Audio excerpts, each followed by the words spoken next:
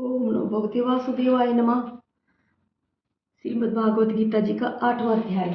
अर्जुन ने कहा, हे पुरुषोत्तम, ब्रह्म क्या है? अध्यात्म किसको कहते हैं? अधिभूत क्या है और अधिदेव क्या कहलाता है? हे मधुसूदन, अधियज्ञ क्या है और इस देह में अधिदेव कौन सा है? मरने के समय में स्थिर चित्त वाले लोग तुमको कैसे जान जाते हैं? श्री कृष्ण भगवान बोले, जो अक्षर अविनाशी और परम श्रेष्ठ है वही ब्रह्म है। प्रत्येक वस्तु का स्वभाव अध्यात्म कहलाता है और समस्त चराचर की उत्पत्ति करने वाला जो विसर्ग है वही कर्म है। जो देह आदि नाशवान वस्तु है वही अधिभूत कहती है। विश्वरूप जो विराट पुरुष है वही अधिदेव है। और हे पुरुषों में श्रेष्ठ, इस देह में मैं ही अधियज्ञ हूँ। अंतकाल में जो मेरा ध्यान करता हुआ शरीर त्याग करता है वह निसंदेह मेरे शरीर को पाता है। हे कुंती पुत्र, अंत समय में मनुष्य जिस वस्तु का स्मरण करता हुआ शरीर त्यागता है वह उसी को पाता है। इस कारण तुम सदैव मुझ ही में मन को लगाकर मेरा ही स्मरण करते हुए संग्राम करो, तुम निसंदेह मुझको आ मिलोगे। हे पार्थ, अभ्यास रूप योग से युक्त हो दूसरी ओर न जाने वाले मन से सदा चिंतन करता हुआ पुरुष परम और दिव्य पद को ही प्राप्त होता है। अतएव जो अंत समय में मन को एकाग्र कर भक्ति पूर्वक योगाभ्यास के बल से दोनों बाहों के मध्य भाग में प्राण को चढ़ाकर सर्वज्ञ अनादि संपूर्ण जगत के नियंता सूक्ष्म से भी सूक्ष्मतम तर सबके पोषक अचिंत्य स्वरूप सूर्य के समान प्रकाशमान तमोगुण से रहित परम पुरुष का ध्यान करता है वह उसको मिलता है। वेद के जानने वाले जिसको अक्षर कहते हैं, वीतराग होकर सन्यासी जिसमें प्रवेश करते हैं तथा जिसको चाहने वाले ब्रह्मचर्य का आचरण करते हैं, उस परम पद को तुमसे संक्षेप में कहता हूँ। जो सब इंद्रिय द्वारों को रोककर मन को हृदय में धारण कर प्राण को मस्तक में ले जाकर समाधि योग से स्थित ओम इस अक्षर का उच्चारण करता हुआ जो देह को त्यागता है उसे मोक्ष रूप उत्तम गति प्राप्त होती है। हे पार्थ, जो मुझ में ही मन लगाकर नित्य प्रति मेरा स्मरण करते हैं उन सदैव स्मरण करने वाली योगियों को मैं बहुत सुलभ रुचि से प्राप्त होता हूँ। मुझको प्राप्त होने पर परम सिद्धि को प्राप्त करने वाले महात्मा गण फिर यह जन्म नहीं धारण करते जो नाशवान और दुख का घर है।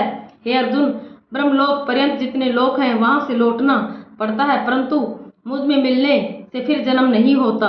1000 महायुगों का एक दिन होता है और 1000 महायुगों की एक रात्रि ब्रह्मा की होती है। जो उन बातों को जानते हैं वह सब ज्ञाता है। ब्रह्मा का दिन होने पर अवयव से सब व्यक्तियों का उदय होता है और रात को उसी में लय होता है। हे पार्थ, समस्त चराचर वस्तुओं का यह समुदाय दिन में बार बार उत्पन्न होकर रात्रि के आगमन में लीन हो जाता है। इस अव्यक्त से परे दूसरा सनातन अव्यक्त है जो इन सब के नष्ट होने पर भी कभी नष्ट नहीं होता। उस अव्यक्त को ही अक्षर कहते हैं। वही परम गति है जिसको प्राप्त करके फिर संसार में नहीं जन्मते, वही मेरा परम धाम है। हे पार्थ, जिसके अंतर्गत सब प्राणी हैं और जिसने उस समस्त जगत का विस्तार कर रखा है वह श्रेष्ठ पुरुष अनन्य भक्ति से ही मिलता है। हे भारत श्रेष्ठ, जिस काल में योगीजन देह छोड़कर फिर नहीं लौटते हैं और जिस काल में अग्नि प्रकाश और दिन शुक्ल पक्ष हो, ऐसे उत्तरायण के 6 महीने में मृत्यु को प्राप्त होते हैं।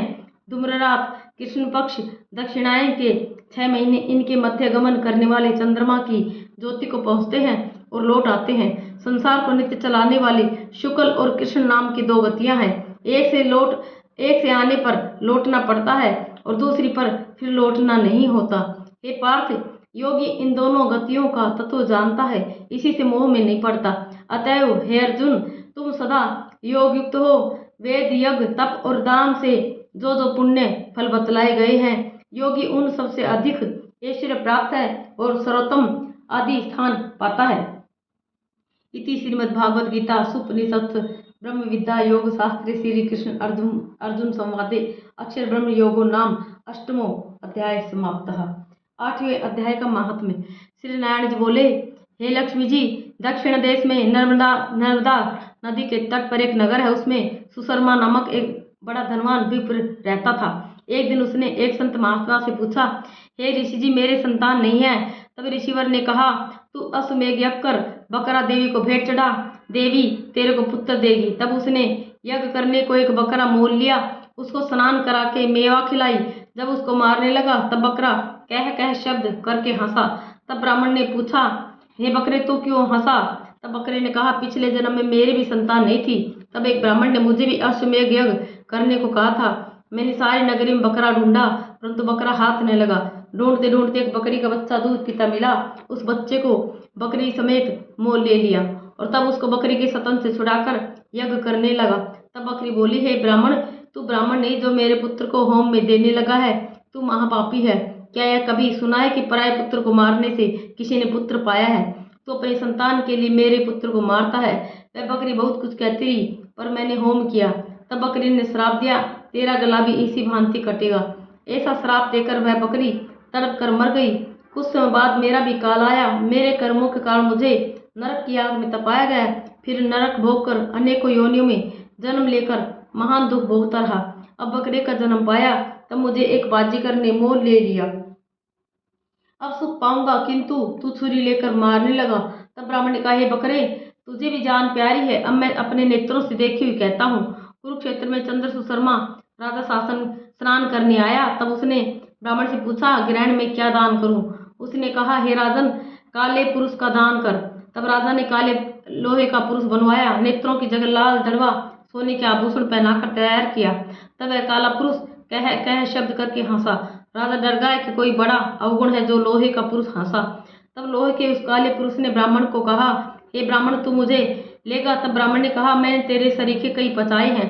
तब काले पुरुष ने कहा, तू मुझे वह कारण बता जिस कारण से तूने अनेक दान पचाए हैं। तो तब विप्र ने कहा, जो गुण मेरे में है सो मैं ही जानता हूँ। तब वह काला पुरुष कह कह शब्द कर फट गया। उसमें से एक कालिका की मूर्ति निकल आई। तब विप्र ने श्री गीता जी के 8वें अध्याय का पाठ किया। उस कालिका की मूर्ति ने सुनकर देह पलटी। जल की अंजलि भर के उस विप्र ने मूर्ति पर जल छिड़का। जल के छिड़कने से तत्काल उसकी देह देवदेही पाई विमान पर बैठकर बैकुंठ को गई। तब राजा ने कहा, तुम्हारे में भी कोई ऐसा गुण है जिसके शब्द से मैं भी अधम देह से मुक्ति पाऊं? तब उस विप्र ने कहा, मैं वेद पाठी हूँ। उस नगर में एक साधु भी गीता पाठी था, जिससे 8वें अध्याय का पाठ सुनकर राजा की देह पलटी। तब राजा दिव्य देह पाकर बैकुंठ को गया और कहता गया, हे ब्राह्मण, तू भी गीता का पाठ कर, तुम्हारा भी उद्धार होगा। तब वह ब्राह्मण श्री गीता जी का पाठ करने लगा। ओम नमो भगवते वासुदेवाय नमः।